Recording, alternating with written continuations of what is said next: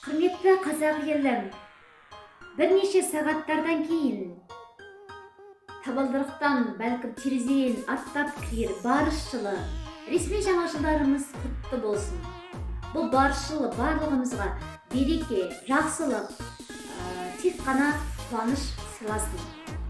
Енді тамам болуға таяу қалған жыл не берді деген сұраққа келетін болсақ, сиыр жылы мені өкпелеткен жоқ. Сиыр жылында 4 құбылам теңелді. Бұл асып тасқандық емес, нақты дәлелім бар. 4 құбылам деп отырғаным 4 кітабым. 3-ші, 4-ші кітаптарым дәл осы сиыр жылында қолыма тиді. Енді басынан бастап айтайын. Мен 2015 жылы өлгендер қайтып келеді деген өзімнің алғашқы прозалық жинағымды шығарған едім. Араға 2,5 жыл салып, классик жазушым, әдебиеттанушым, қазақ руханиятын өрге сүйреген, қазақтың біртуар азаматым, тарлан тұлға Шерездан Елеукенов ағамыздың алғы сөз жазуымен «Мұз үстіндегі қызғалдақ» деген 2-ші прозалық жинағым оқырмандарға жол тартқан болатын. Ал биыл 2021 жылы мемлекеттік тапсырыспен Нұр-Сұлтан қаласындағы Бек Дірем баспасынан менің балалықтың соңғы күзі атты прозалық жинағым 3000 тиражбен шығып, Қазақстанның түкпір-түкпіріне жөнелтілді. Яғни мен 3000 оқырманыммен қауыша алдым деп ойлаймын. Жақсылық мұнымен біткен жоқ.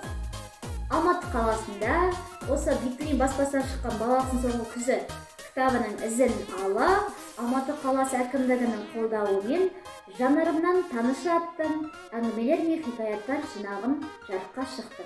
Бұл кітаптың алғы сөзін сүйікті белгілі қаламгер ағамыз Береке Құлкенов аға жазған еді. Жылы леп деген алғы сөз. Жанрымнан танышы жарығым-ау деп жүріп жазған әңгімем осылайша кітап бетіне түсіп, оқырмандарыма 1000 тиражбен жол тарттым. Және бұдан өзге тағы бір жақсылық, жазушылар одағының әдебиет баспа үйінің директоры ақын жазушы Ғалым Қалибекұлы ағамыз мұрындық болып, дәл осы кітапты 300 тиражбен шығарып, маған, яғни қалам авторға бердім. Дәл осы сәтте 300 кітап менің қолымда.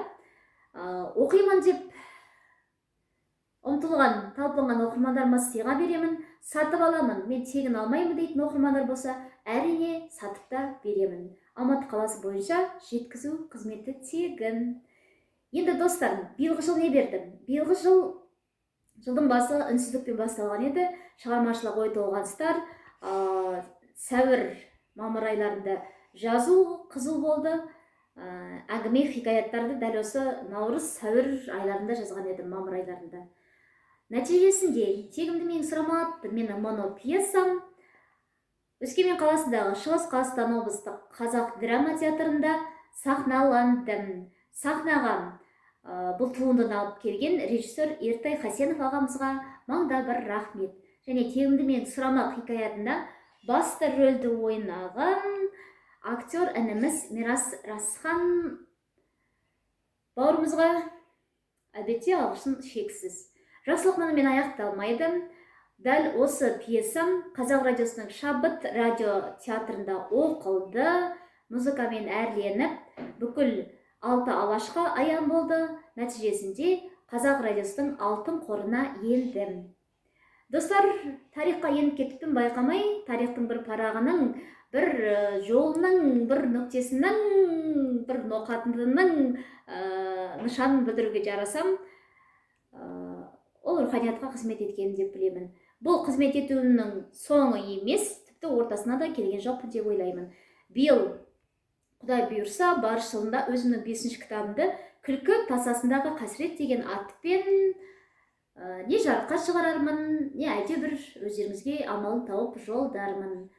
Құрметті қазақ елім, сиыр жылының сыйлаған ең үлкен қасиеті ол ұлы мерекеміз тәуелсіздіктің 30 жылдық мерейтойы еді. Тәуелсіздігіміздің 30 жылдығы мыңжылдықтарға, яғни мәңгілікке ұлассын деген тілекпен, жаңа жыл құтты болсын деген азғы ниетпен өздеріңізбен бүгінгі мерекелік шығарылымды аяқтаймын.